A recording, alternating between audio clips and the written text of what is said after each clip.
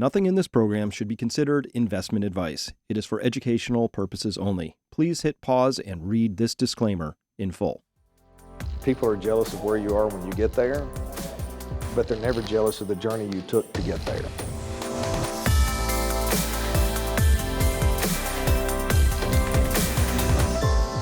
Hello, everyone, and welcome to this really amazing In the Field Finance University. Welcome here. Where's here? Here happens to be in Dallas, Texas. We're at the Limitless Conference. I'm here with Paul Kiker of Kiker Wealth Management. Paul, good to be here with you today. And exciting people. This is such a great conference. But we thought, hey, you know what? It's a great time to just peel off a little side room time or in just a side area. There's all kinds of stuff going on out there. There's about 2,000 people here. And we just wanted to sit and talk markets for a bit. So this is very much a financial conference. There's a lot of real estate investors, a lot of entrepreneurs, a lot of highly successful people.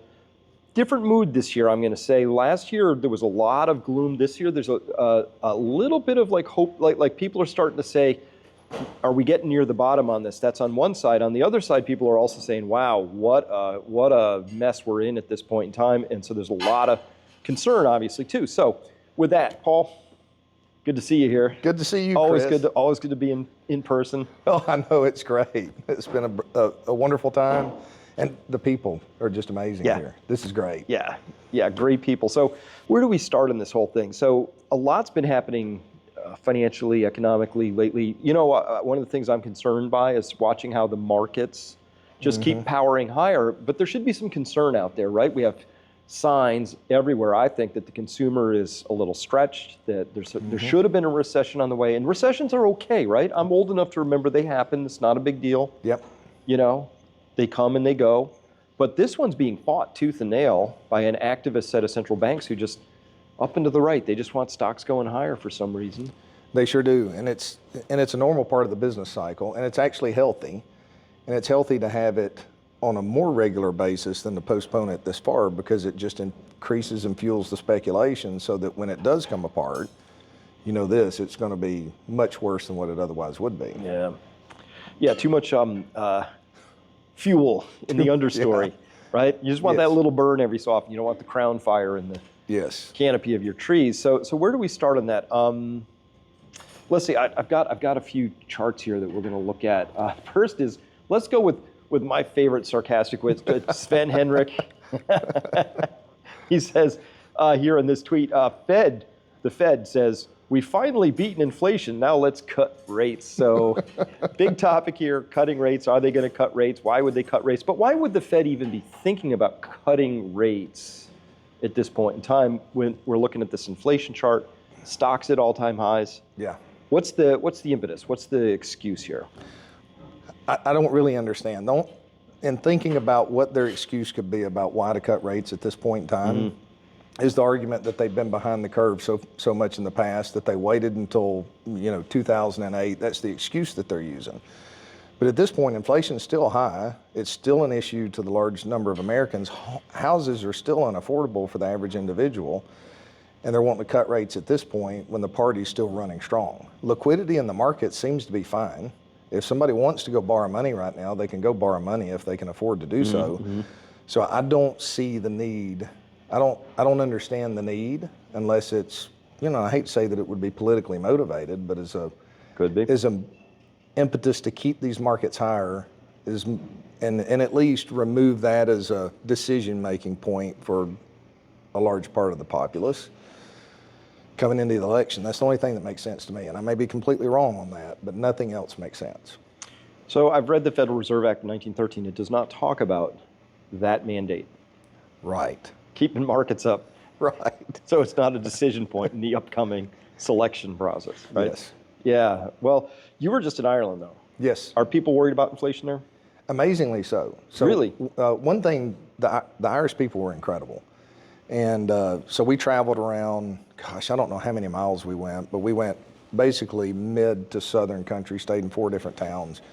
And I was talking to everybody that I could talk to, which is easy because the Irish people like to talk as much as possible. But I'm like, so what's it like? How's the economy?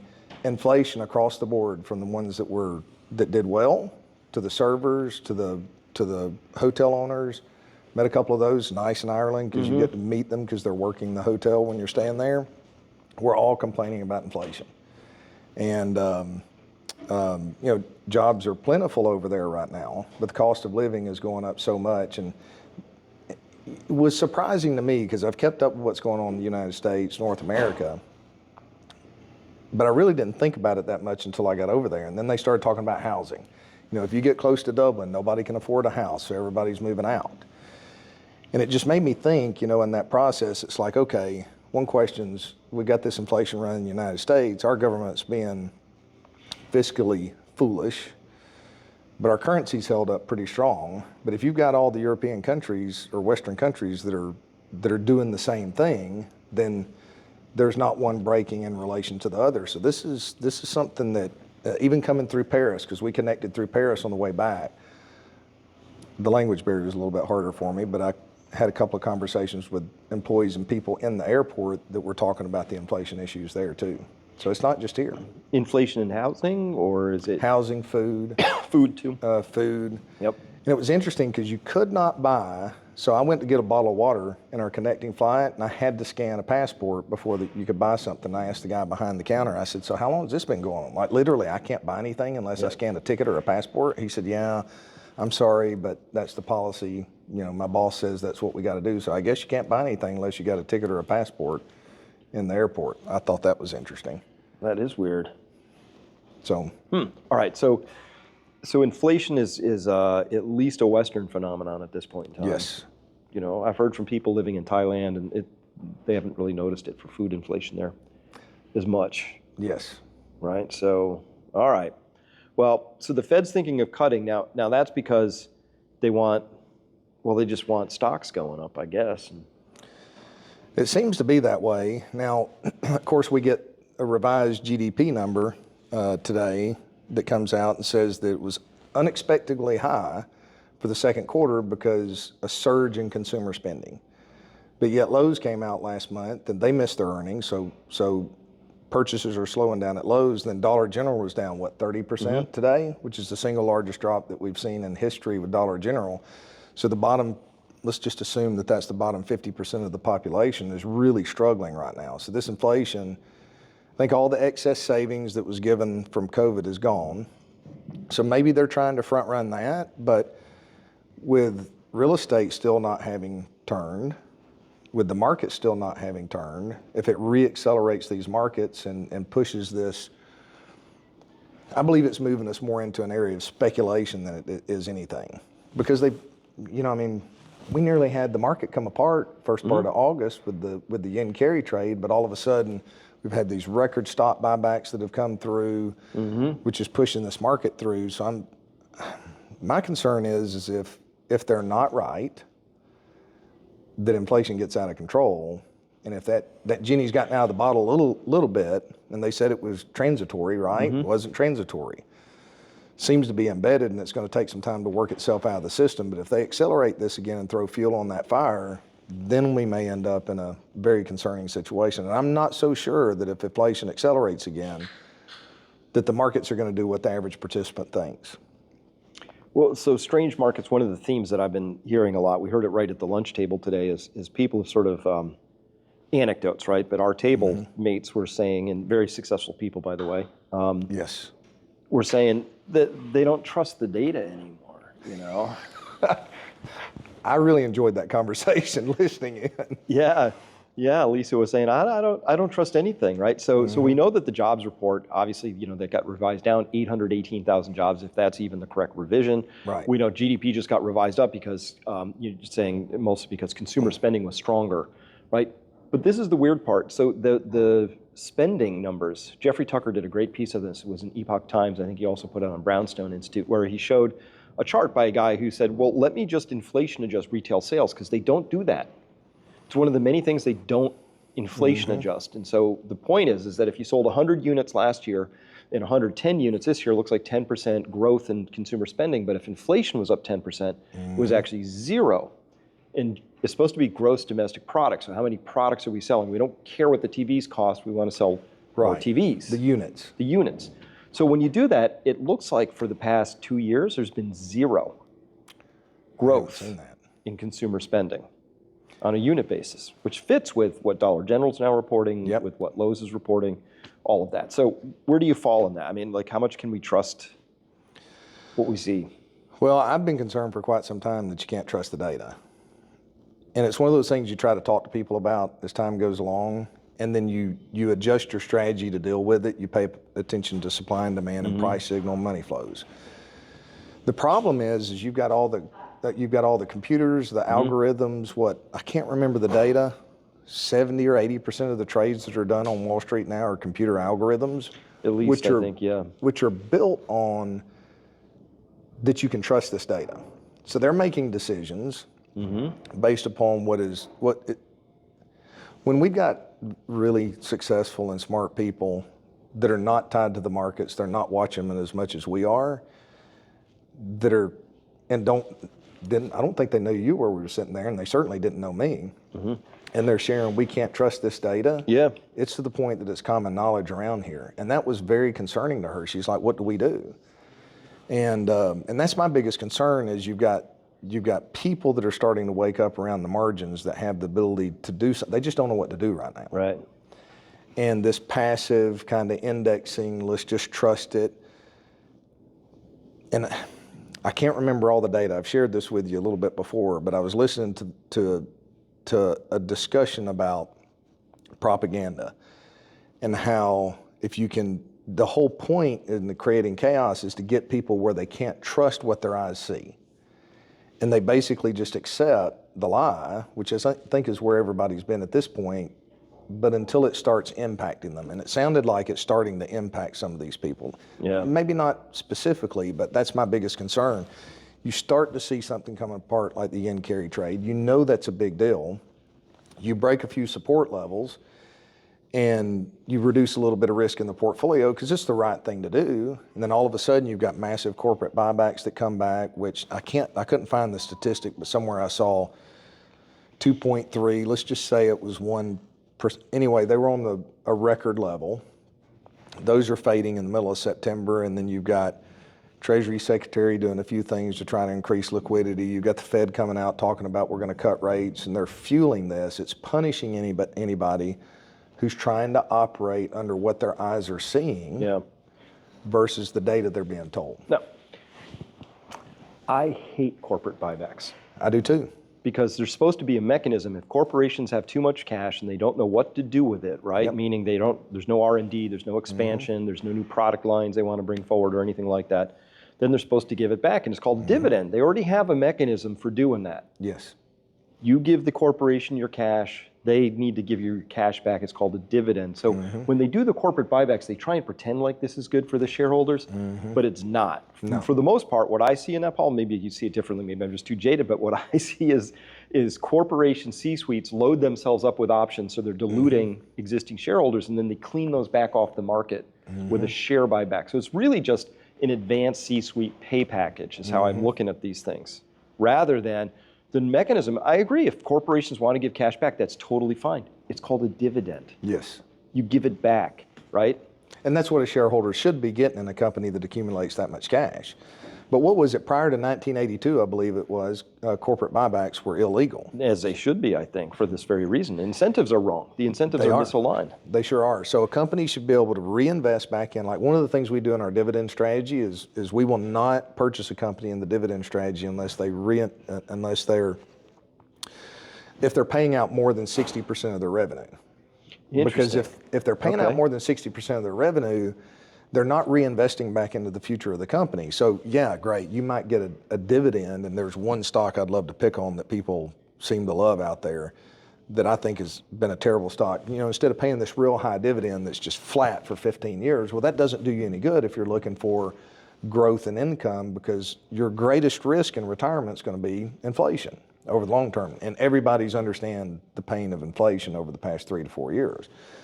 So if they're paying out more than 60%, they don't have money to reinvest back in, and we want to see them reinvesting back in. So I want to see dividends that are coming out of companies, but the problem is, and I believe this is 100% generated by the incentive packages in the C-suite for your key employees, because, you know, the argument is we want to compensate you through the stock price so that you can make the stock price better. Well, if we're operating in a world where there's boundaries and integrity, that does make sense, right? But if we're in a world today where there is no integrity and the only concern is I want to make as much as I can for me, then those stock buybacks can be utilized to manipulate the stock price to benefit the C-suite. Yeah. How much better would our country be if we're paying out higher salaries to the employees of those companies, good dividends? It's not going to line the pocket of the C-suite, but it's going to be far more beneficial for the average individual and the investor in those companies. Right. No, I totally agree. So everything I know about investing, I learned from the movie The Wolf on Wall Street, right? You know? And there's that lunch scene with Matthew McConaughey and Leonardo DiCaprio, and he says, the point is, we go home with cash in our pockets at the end of every day. Yeah. Your job is to keep the investor, the rube in this story, the dumb money, fully invested. Yeah. But they go home with cash at the end of the day.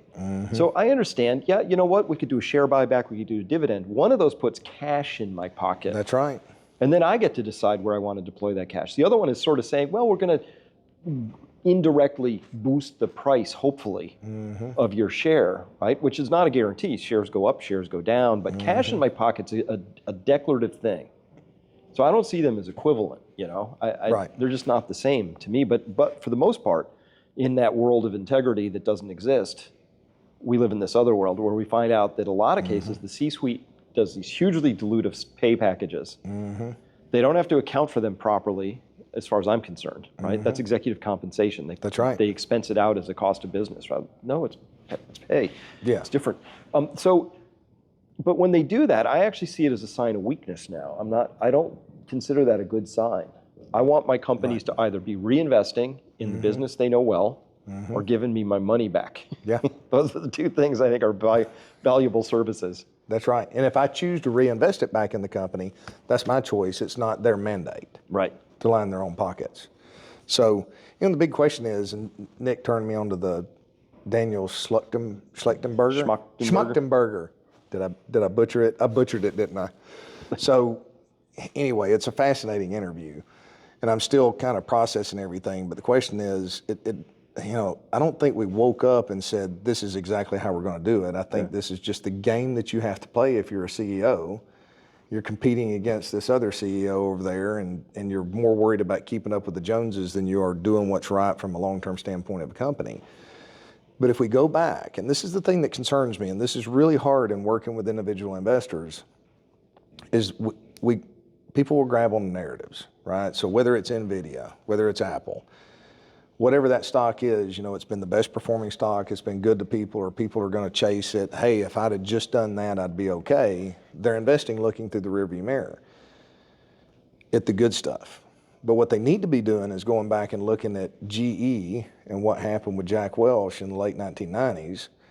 That was the number one performing stock in the S&P 500 up to the year 2000.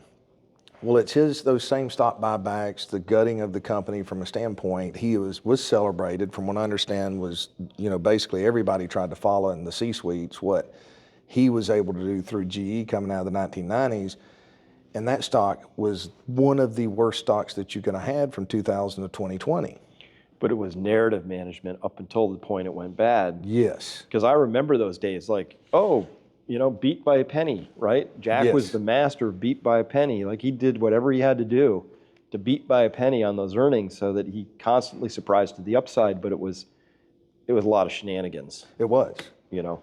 It was. Which came out in the wash eventually. It sure did. Same thing with, well, Enron and all these others. So the problem with the Fed putting off and refusing to allow us to have a recession is no different than a parent that refuses to discipline a child and gives them anything they want from the time they're born until the time they're 18. They end up being, and outside of that 1 in a million, a menace on society.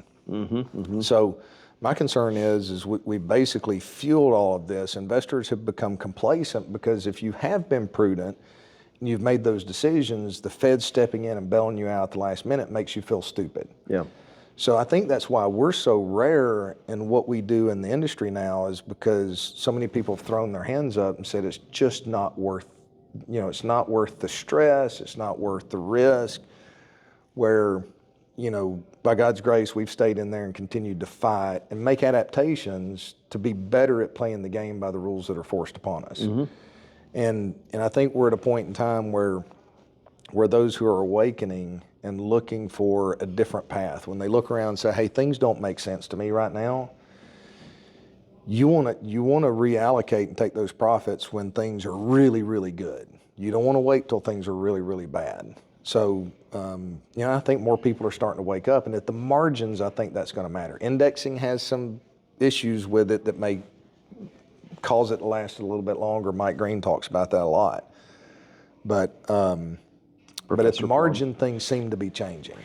Well, they do, and so this is not okay. This isn't a cross-section crowd that we're here with at Limitless in Dallas, which, by the way, is a great show. If you ever have a chance to come and you're interested in all things financial and or entrepreneurial, this is a great crowd. It really is. Kenny does a spectacularly good job. Ken McElroy putting on a good show. Him and Tarl. But I caught the vibe already, and I've only been here a day. Of this has been a constant refrain. I've heard it 3 times at least now. People saying, yeah, my broker keeps pushing this stuff I don't understand. Yeah. They're trying to get him into this and that and all this. And so what people need to understand is that in a lot of cases, if you have a big time broker, meaning, they're with one of the big firms, and I'm not going to name names here, but they have a buy side, they have a sell side. And they're supposed to be a Chinese firewall, meaning there's no connection between these two, but there is, right? And the buy sides over here, like, they just bought a whole bunch of something, and now they got product on the shelf. They're like a grocer with like some lettuce is about to wilt up on them, and they get out to the front like, push the lettuce, Yes. And people can detect that, and I think that's what people are responding to now is like this. It's nothing doesn't feel right. They want integrity. They want, they want to know that they can trust. But we don't even trust that our jobs numbers are right. We don't trust the statistics keepers to give us good data. So tricky landscape. When you've got the largest revisions and you look back historically from the Six Sigma plus events and misses, and it hasn't happened this much in the past, and all of a sudden it's happening here. And then you look at just the sheer deception in the mainstream media. I mean, just absolute sheer deception and open lies. We have to assume that in every aspect of the data that's coming out, they're lying for their own benefit, especially when things don't add up. Hey, if the consumer spending surges, most people spend a lot of money on their homes, remodeling. There's pent-up demand there because interest rates have been a little bit higher. I could understand that number and think that it makes sense if Lowe's had beat their earnings, or if Dollar General had beat their earnings surprisingly. But when you've only got a few handful of stocks in the artificial intelligence space that are outperforming, and you've got these major retailers that are missing to the downside and putting out warnings and talking about how tough the environment is, and I'm talking to people all around the country that are getting layoff packages and offerings, and that's something consistently that I'm hearing around. 2 + 2 just does not equal 4, and it makes it a hard environment to navigate. So if we could talk AI for a second, because I'm I'm really built the wrong way for the narrative machine, because I don't buy into the narratives easily, right? So I remember back in the day, a lot of people saying, oh, Tesla. Now, I'm a big fan of Elon Musk because of what he's done for X and opening up free speech.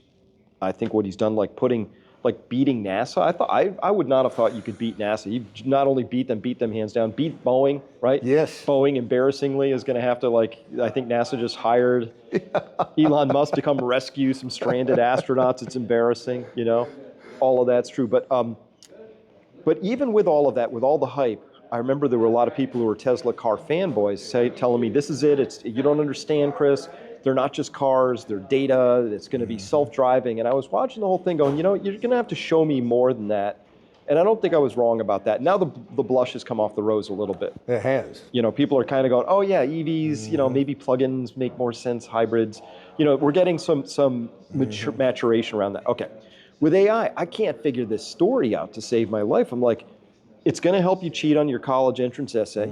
It's going to help you write a better thank you note to your grandparents. It's going to do some stuff, but I'm like, where's the $1 trillion idea here? I think I just can't find it yet. Right. I can't either. And the question is about monetization. There's no doubt that it's changed the way we do business. You know, Sure. like the internet hype in the late 1990s. That created a massive NASDAQ bubble. But there's only two ways you make money in business. You make more of something or you make it cheaper. That's so it's right. either going to help us with efficiency and productivity, or it's going to help us figure out how to make new stuff we hadn't thought of. But you know, everybody who talks about what these large language models actually can do, they're not going to tell you something you didn't already know. They might tell it to you faster, a little bit more clever, but basically human knowledge is contained in this thing. It's not going beyond that, as far as we know, hopefully. Right. If it's Hopefully gone not. beyond that, Terminator, Terminator 2, Then they start building their own robots, we're in trouble. yeah, that's when we get in trouble. Well, the interesting thing is to me, from the applications I've tried to utilize, it's a supercharged internet search. You remember the days when the internet was kind of free and you could go find things and you knew how to search, Yeah, you could yeah. find it. Now it's pages and pages of algorithms and ads. And Yeah. so for me, it's a supercharged internet search. But I met an individual here earlier today. He spent a few minutes telling me, he's like, I use all 5. I didn't realize there were 5 artificial intelligence. And he's like, these are my new employees. I've cut 6 employees with what I've got here because I had this person that did this research for me and this person that did this research for me. And he researched all that. Well, that's inherently deflationary, right? It is. So, you know, that is interesting that it can cut jobs from that standpoint. It makes it efficient for that individual, maybe increases profitability a little bit for him, but it's not creating this revolutionary new life-changing product to an extent. Now, don't get me wrong, it's life-changing in his I'm trying to situation. run the balance in my head. So, hey, it saves this guy 5 employees. So those people are all out. You know, that's a negative side of this. They don't have salaries Right. anymore. Okay. But on the other side, it's not like it feels free right now, but it's all because it's subsidized and buried somehow in the back end of this whole thing because it's not free. Right.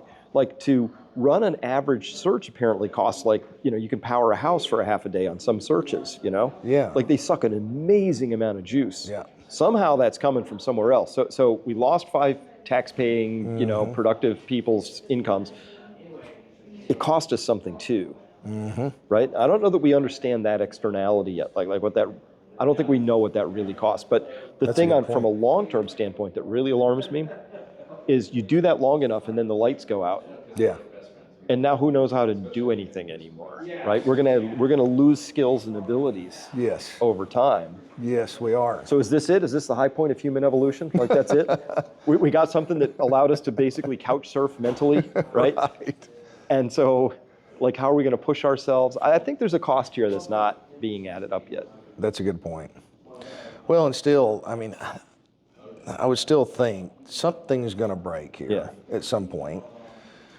We don't know what that is. We don't know how much longer that's going to be, but you've got to be on alert for it. You've got to be looking for the wolves at the edge of the forest coming in after the sheep. You know, and that's our responsibility. That's what you do for people. Yeah, so I'm going to pull this up. So we're going to talk about this now, which is, this comes from Albert Edwards. I knew him when he was back at SocGen. I don't know if he's where he is now. He might be on his own. A great analyst. I love his work.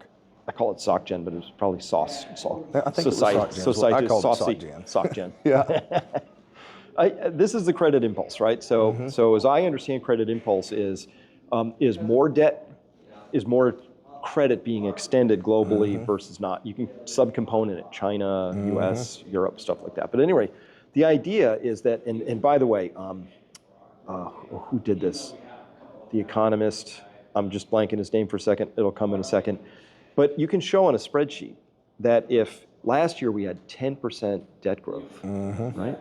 And this year, now we have 8%. It's still growing 8%. Yes. That 2% reduction in global credit actually causes a reduction in GDP. So anytime credit is not growing as robustly this year as last year, it actually is a negative drag on the overall GDP because we don't factor debt out and it's all this thing, and we're using the debt to expand GDP usually because we spend the money on something that we borrowed. All right, this chart says that we're in pretty deep negative territory for a credit impulse. This is globally. This feels like a pretty stiff headwind to me It does. for global GDP. It makes sense. And if you go look, so the Mad King just put out his research report, which I've got it on. The Mad King. Does he have a name, or do we know him as the No, Mad that's King? his, you know, I can't remember his name. All right. the Mad King's his research portal, and everybody's kind of getting like where they take the person out of it but put the Yeah. research up front. Yeah. And hang on, let me see if I can pull it here, because he pulled up, and his quote when he put this out is, "The more it goes up, the more complicated the landing will be. The S&P 500 is behaving as if nothing matters." So Albert Exactly. Edmond, That's what I've been saying. Yeah, we've been talking about this. yeah, and it does, like nothing matters. And that contraction in the global credit impulse, that matters. It matters. And what he's showing on this chart, which will be put up, is the black line is the Conference Board U.S. leading 10 economic indicators. So that's been contracting relatively heavy since 2022 when the market started turning, and it's not slowing. There's not a slowing to an accelerate up, but the S&P 500 has diverged from it. So they're just going separate directions here. They're going separate directions in jaws, and the last time we've seen, now it separated dramatically back in 2004 and 2008. So the indicators were going up and pulled down, the market came down with it. But since all of the Fed intervention since 2020, the market seems to be completely ignoring it. And my question is are investors really that complacent? And have they come to believe that the Fed is that powerful that we will never have an economic crisis come again, or stocks will never go down? But if people have been habituated into the Fed always rescuing, and they think they're always going to rescue, and you see a dip, you just buy the dip, and it's just how it works. Now, I remember this is how it went, 2008, 2009. I remember people were doing, they were selling volatility. Anytime the market spiked in volatility a little, you just sold it. And that was great until one day it blew up and it burned them. Yes. Right? There are a lot of famous traders got toasted on that trade because they just knew something, which was, when volatility spikes, it always reverses. Right. This is like I'm not picking up pennies in front of steamrollers. This is just free money, right? Just pick it off the tree. Yes. It works till it doesn't. Works till it doesn't. Well, and I can't find it here. I think it may be on my computer, but basically, the argument is, so shorting the volatility index has been a big profitable trade for the past couple of years. Well, that blew a bunch of people up right after, at the 1st of August when the market came apart. But it's supercharged now at this point. So if buybacks end, we've got about 10 more days with these massive buybacks that are coming. The question is there going to be liquidity in the markets? And I'm not so sure. But I'll tell you, I don't know if you picked up on it or not, but there was one conversation we had today, or you were having, and I was listening to, and I was around. And they were sharing their concern about the markets and kind of the lack of truth or knowing what was true. And everybody agreed, except for you, that the Fed was just going to come in and bail us out. And you made the comment, you said you can't discount that, that they don't come and bail us out. And that's my concern at this point, is everywhere you go, everybody is convinced that the Fed's going to bail us out. We're all on one side of the boat. We're all on that side of the boat. And there's people that are trying to front run that right now too, I think, especially in the markets. I'm seeing that start to happen some. But if we're all that convinced, and what is it? It's not what you know, it's what you think you know that just ain't so. That's Mark Twain, right? I know I butchered it. I think it's, it ain't what you know, it ain't what you don't know that gets you in trouble.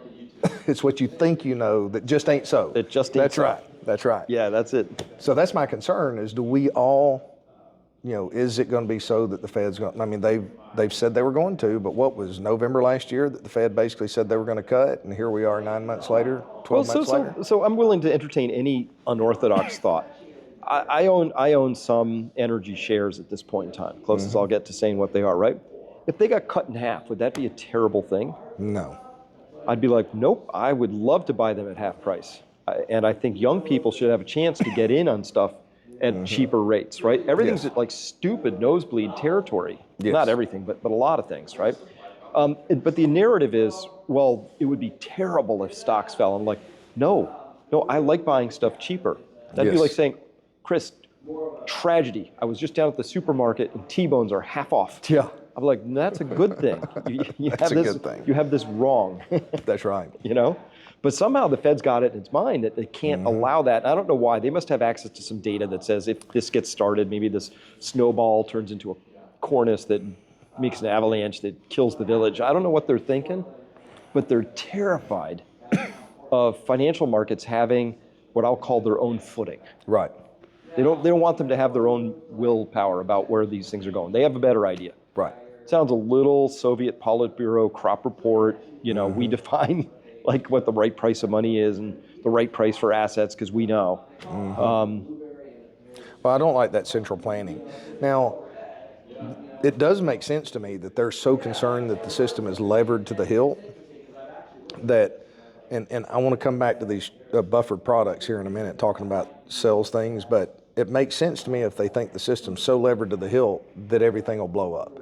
But just come out and tell us, right? Yeah. If that's the case, tell us, say, look, we're going to keep this thing going. We got a problem. We got to fix it. We're going to work as a society to work ourselves out of this hole. But if you don't have the courage to lay that truth out there, if that is the case, I agree.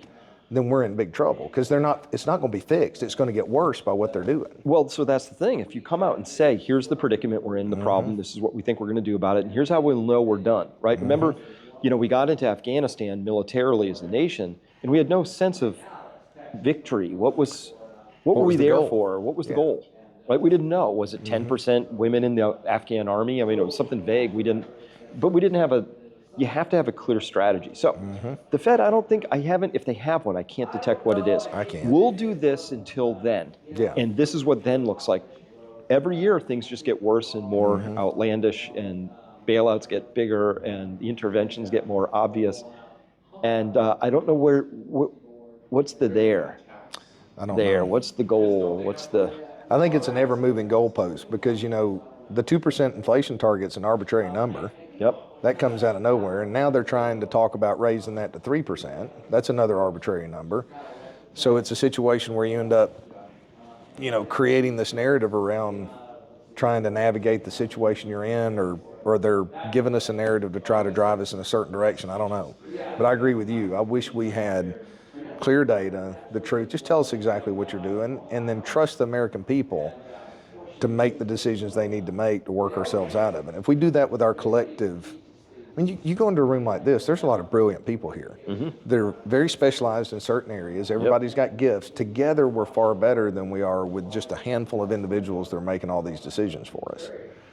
And so don't let me change the subject on us, but I want to talk about it before I forget. So I know you're good at pulling me back. So you talked about the people that were mentioned that they feel like their brokers are just really trying to sell them products. Okay.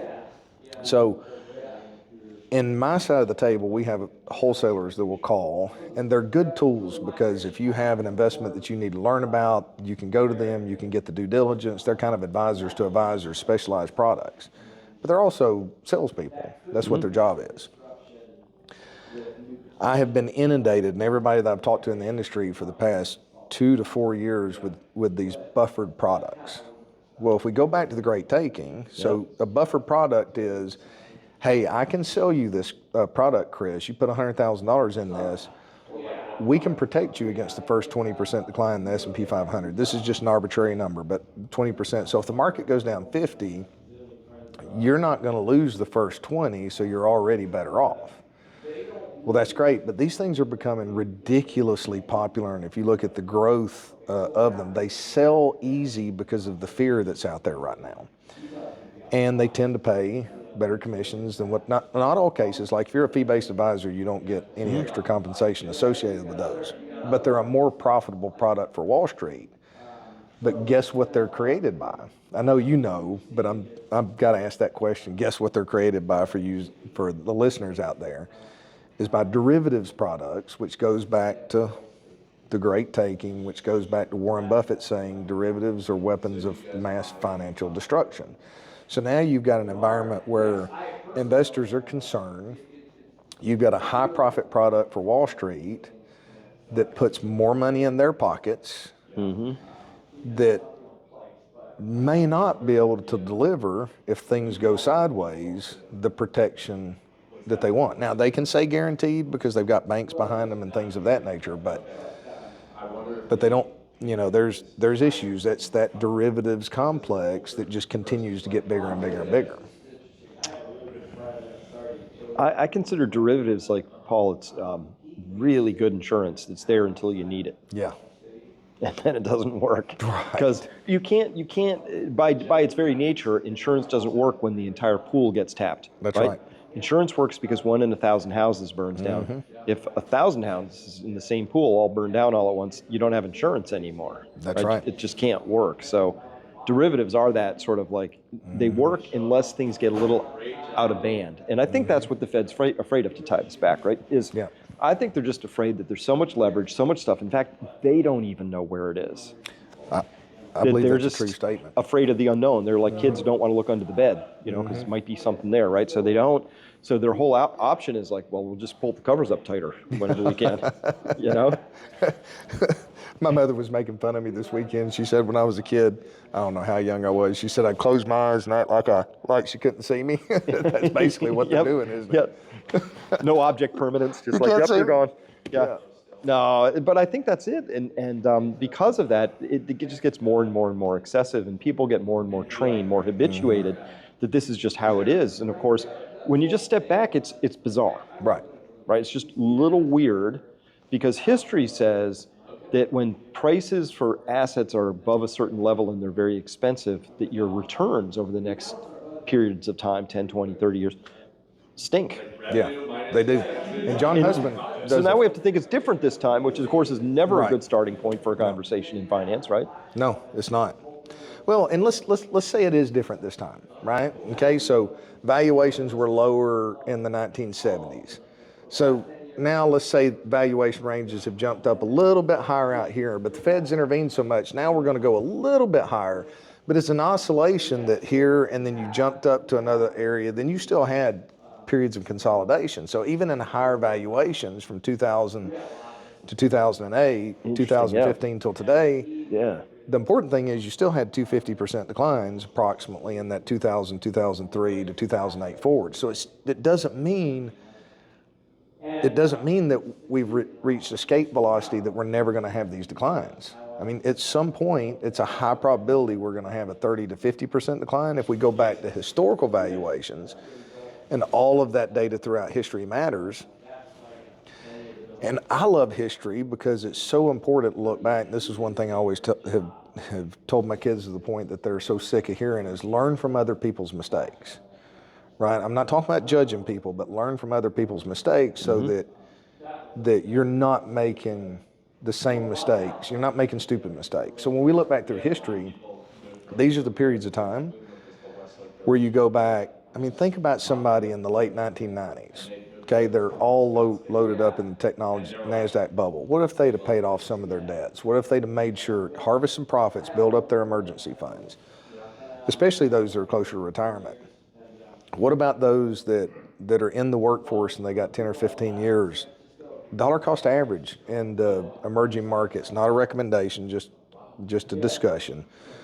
Dollar cost average into emerging markets, energy, build into those because they're not popular right now, and accumulate as many shares as you can in that sideways market for 10 or 12 years is the best thing that could ever happen to somebody saving. It's the worst thing that could ever happen to somebody that doesn't run a risk managed approach or mitigating their risk in retirement. So what's good for one part of the population is completely opposite for the other in most cases. So I think we're in a fascinating time where people are going to look back in hindsight, and they're going to say, I really wish I had have been a little bit more prudent during this window. And I want to encourage everybody to think about this. I heard a quote, somebody made the comment this morning and said, people are jealous of where you are when you get there, but they're never jealous of the journey you took to get there. That's exactly right, yep. So to get there and to survive this, people are going to have to take a path less traveled. Nobody's, when I say nobody, I'm not talking about smart people, I'm talking about large populace. You look at the average advisor that's out there, go get your own advice. I'm just sharing an idea. Hey, I want to allocate 5 or 10% to gold physically and hold it long term. They look like you got horns out of the side of your head. But that may be a very good decision if things come apart. And if debt is that bad, that things are going to come apart, and that's what the Fed's trying to hold, gold has no creditors. You know that. I know you know all that. I love that. But that's an asset that you want, that'll maintain that purchasing power at that extreme. So I encourage people to really look at your situation and think about that path ahead and wonder, what could I have done in this environment when things were so good that I might wish 3 or 4 years from now Yep. that I had it done. I think I butchered that, guys, but you know what I'm getting to. Well, I do. So I'm both pleased and saddened to announce that our summit is completely sold out, and we've worked hard to sneak a few extra people in. I know your time is starting to get real short too, because people are starting to catch on to maybe they should be talking to somebody who sees the world the same way they do, and this is really important. So, how's that been going? It's been going great. You know, I've always loved what I do, but I'm not scared of any questions. And it's so fun because people be timid when they start asking questions initially. And then once they get it rolling, it's like our time goes by so fast. Yeah. But to be able to help people that care, they just don't know what to do, meet people that have been doing it themselves because they hadn't been able to meet anybody that they felt like saw the world the way they did. And it's not that we see the world that different. The thing I like about you is you have the courage to see the world with the truth. It takes courage to see that. Reality is more important because if we understand what reality is, then we've got a chance to navigate it. Mm-hmm. So that's our whole purpose. That's my whole focus, is telling the team, we deal with reality. The reality of your financial situation, here's how you get out of it. The reality of the markets, here's how we deal with it. We're not going to deal with it perfectly because we're in uncharted territory. I mean, Yes. There's not a historical period of time in the market we can look back and see. So to be able to talk people and just the enjoyment, the relationships we're building, helping them make good decisions, not only in just the asset management side, but the financial plan, shoring up, making sure that they're building a solid foundation. Because I see a lot of people who think they have a brick house, if we go back to the Three Little Piggies analogy, but a little bit of puff's going to blow that straw house down. And what we're able to do is help people build those brick houses that'll withstand the test of time. And that's the most important thing I can do for somebody, is help them build a plan that will stand the test of time. May not be the number one plan over the next 12 months, but if we're in that top 10% over the next 5 years, that's the most successful place to be. I don't know why, but I was thinking of that cartoon where you see the three little pigs and they're actually in their brick house. Mm-hmm. Unfortunately, the wolf, who they are prepared for, has got his wallet out and he's paying the Kool-Aid man. I've not seen that. That's good. And the tagline is "Uh-oh." That's good. That's really good. So who knows? Maybe the Kool-Aid man's like I got my brick house, but if that happens, getting ready for the unexpected. But I think there's huge opportunities in here too, because the thing I like, so I don't know what the truth is, but man, I'm good at BS, right? And I can tell when there's something off on a story. And I know we've talked about it before, but just one quick example is silver. Not a specific investment, but when I did the fundamental analysis on it, I love this stuff, right? You know what I'm seeing? I'm seeing shortfalls and underinvestment, and I'm seeing that there's a whole lot of people out there who just hate it. Wall Street's figured out how to sort of sell it, do their little paper games, and all kinds of things like that, right? So I think there's a lot of stories out there still like that. Right? There are. But you got to be a contrarian, sort of like everybody loves AI, and I'm over here fishing around in some high value growth stock, dividend stocks, things like that. I think there's value out there. I think there's places to be that make sense. I believe so too, and not a recommendation. But you look at emerging markets, you look at even some international markets, you look at a lot of your commodities right now. This is a good opportunity to be accumulating them. And there's times where you want to embrace volatility, and a lot of those areas you want to embrace it. I think we were talking about sentiment earlier. I was sharing with you, Interactive Brokers had run out of shares of XOP to short. And XOP being the oil and gas production and exploration and production. They're the E&P companies, yep. So basically anything that's pulling it out of the ground, producing it, putting it together. So I think it was Bloomberg that came out with it. It was on Twitter. Don't hold me to the exact number, but in other words, it's a record short. It could get worse, but that gives you the sentiment in that space. But we still need that to produce. Artificial intelligence hasn't created a magnificent new way for us to just create energy out of thin air. The only thing I'm hearing is we're running into an energy problem in the future. Well, don't you want to own those that are being overlooked right now instead of chasing the nice shiny objects, or instead of keeping up with the Joneses and buying NVIDIAs right now, which it's been amazing the growth that they've had, quite frankly. But, you know, look somewhere else, and that way you end up being the person that bought NVIDIA 5-7 years ago, 10 years ago, and you're in the right place. So I see ridiculous amounts of opportunity out there like you're talking about. And for those that are patient, I believe they're going to be ridiculously well rewarded for the next 3 to 5 years. We just don't know if you're rewarded 6 months from now or 3 years from now. Yeah. Well, I mean, the other part of the conversation today, not to hinge too much on one lunch conversation, but it touched a lot of areas. And the other piece of this is just the uncertainty of not knowing what they're going to do. Right. And the they in this story is, like, you've seen the tax proposals. I know, those are shocking. The Harris-Walz campaign is they are shocking. Not just like, well, we're going to take, these and bump them up a couple points, like a more than doubling of the capital gains rate. The idea that you would tax unrealized gains, meaning just something you have has gone up in price, and so you're going to have to pay cash. The whole thing's a disaster. If that happened, that's a disaster. Oh, don't worry, Chris, it's only going to apply to billionaires. Well, actually, the way the code's written, it's 100 millionaires. Well, actually, next year it'll be 10 millionaires. Actually, it'll be millionaires.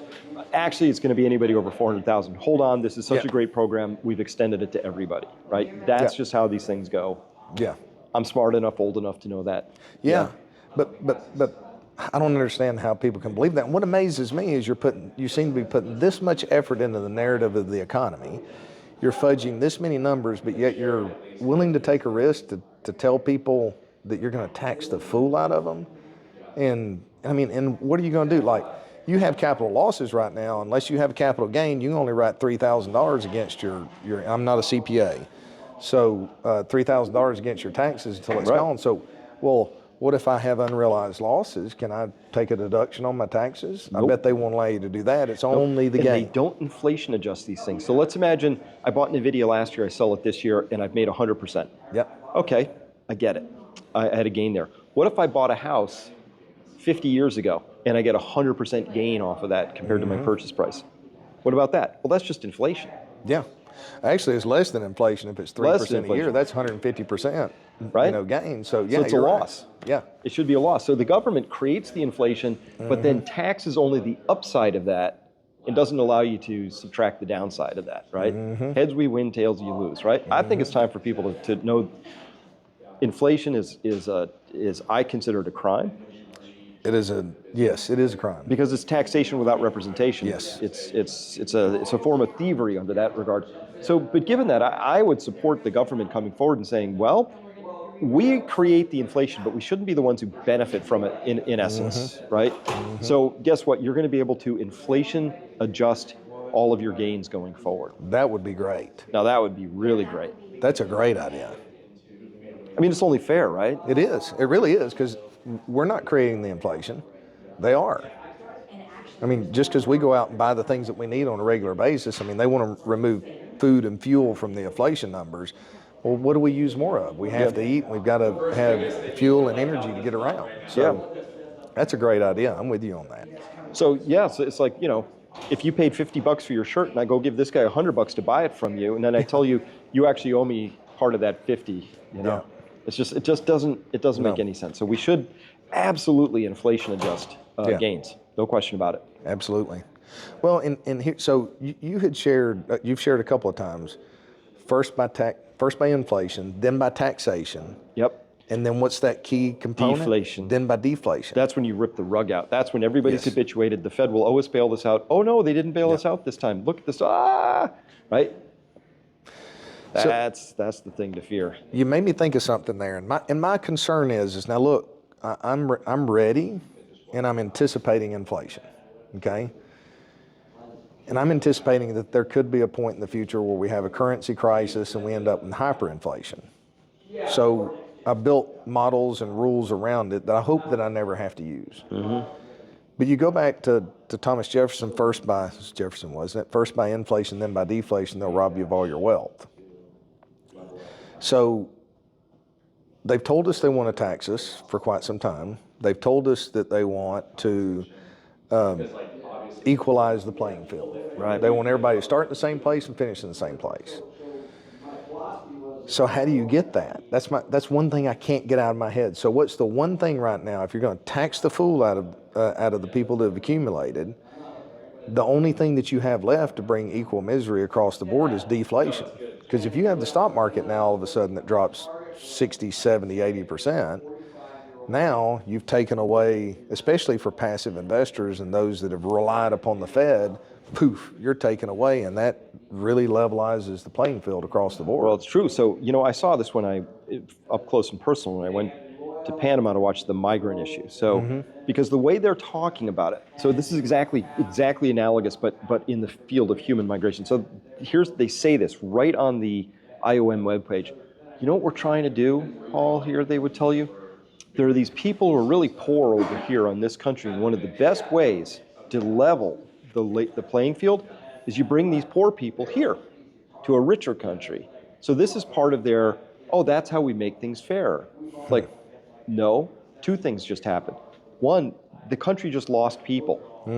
By definition, the people they lose first are the ones who are capable of being mobile, which by definition means you're most capable. So they just got poorer because the wealth of a nation is the people you have there and their general level of productivity and all that. So that's what happened. The first wave of people, they said, who came to Panama was 4 years ago, and they're Venezuelans, and these people had money. They drove up the price of real estate in Panama City by a factor of 2, because they poured in with all their money, right? So those were all your business people, business owners, doctors, you name it. They lost their entire professional class, so the country starts to collapse. But according to those migration specialists, that was a good thing, because they moved from a low area to a high area. Second thing that happens is, by definition, you take poor people who need services and you drop them into a richer country, it drags that country down. Yeah. So they don't care that they're kind of hoping, this country loses, but maybe this country loses more. And that's how they level stuff out. Loss and a greater loss come into a little bit more even. That's how they think about it. Same thing's going to happen on the tax side. So they're actively doing it on the immigration side. Yep. They're actively planning for it on the tax side, whether they get it now or they get it at some point in the future. They're actively planning for it. Yep. But yet, we're fully convinced as an investor class, and I say we, just talking about as a nation, not you and I, because I know you're not. We're both like, I want to see the data and which way this thing goes. That they won't allow deflation to occur. And that's the one thing, and that's what always concerns me. That's the one thing that investors have convinced themselves, just hang in there and we'll ride it out, right? Well, what if you're 65 years, what if you're 60, and today, in hindsight, is 1929, and we go through an 80% decline, market rallies into 37, goes through another 40% decline, and it's 25 years later before it gets back to even, and you've run out of money because you put your faith in the Fed. That's what concerns me. Well, it's a non-zero probability, right? It's not a 100% guarantee of inflation. It's probably pretty high. I personally, I'm over 50%, pretty far, but it ain't 100. So you have to, the roll of the dice could be deflation. So that could happen for two reasons. One, the Fed lets it happen, which we're discussing as a possibility. Two, they're forced to make it happen because something happens geopolitically, the BRICS countries. That's a good point. Somebody comes along. There's a forcing function that actually forces the Fed's hand, where they have to allow deflation to happen because it's not under their control anymore because the magic printing press has been taken away. Now, I can imagine some scenarios where that could happen. Again, that's a good point. Not a high probability, but it's enough. It's like, you can't push it all on red on the roulette table, because there's just too many blacks out there, right? That's right. So you can play pretty reliably not green, right? That's a bet you can play, but 0.5% of the time it's green. Yeah. It happens. That's right. enough that the House allows that bet to be made. And that's a good point, because if they choose to bring about deflation, at least there's a controlled descent. But if it's an exterior force from one of the BRICS or somebody else, which I've not thought about until you had mentioned that, then that is not a controlled event. That's going to be absolute chaos on the other side of it. But who knows? That the problem is, and the sad thing is this is what, you think about the level of stress that everything that's taking place in society is putting on the average individual today, and especially investors trying to deal with this. And it's easy to be complacent, just stick your head in the sand and, I don't want to hear it. But that's never been rewarded throughout history. Like in all of humanity, you've not been rewarded to stick your head in the sand. You might be oblivious for a short period of time and it feel good, but at some point you get hit in the mouth with a baseball bat. And that's what concerns me more than anything is trying to help wake up people. Hey, if you want to take that path, at least do it with your eyes wide open, understanding the risks that are associated. But don't do it because you feel like there's no alternative, because there are other alternatives. It's just you got to have the discipline and the forethought to walk that path less traveled. And in every aspect of our life, where we look back and we've made the sacrifice and the discipline and we put thought into it, that's where our real reward, well, I got tongue twisted, real reward has come Easy from. for you to say. Apparently when I was a kid, I had a hard time saying drawer, so my mother still makes fun of me to this day. So I struggle with that. But, Well, it speaks like this is a time where you have to just be really nimble and really watch. Yes. But I'm starting to trust my gut more and more. I overthink stuff and I'll analyze the bejesus out of everything. But increasingly, I just know something isn't right in this story, and that's kind of common thing. I'll poll people, really not in a biased leading way. But when I open it up, most people will report today saying something's not right. I don't quite know what it is, and so they, like a blind group of men feeling an elephant, people will sort of put different pieces out, but we can feel it. Something's off, and it happens. But that's when the greatest opportunity comes for those that have the courage to be prepared for it. So, that the sad part is when the truth comes out, which the truth will stand the test of time, it's going to cause a lot of damage to a lot of people. What I mean the truth is, if it's manipulated, just truth across the board, the reality comes out. There'll be a lot of people damaged by that, but there'll be a lot of people who were seeking wisdom, like you are and others that are listening in, that will be in the position to bring about a better society on the other side. I do fully believe that. Indeed. Well, with that, Paul, thank you so much for your time. So good to be in person, So good to see you Chris. here. It Thank really you, is. everybody, for listening, and we'll be back next week, I guess, on our regular schedule. And until then, see ya.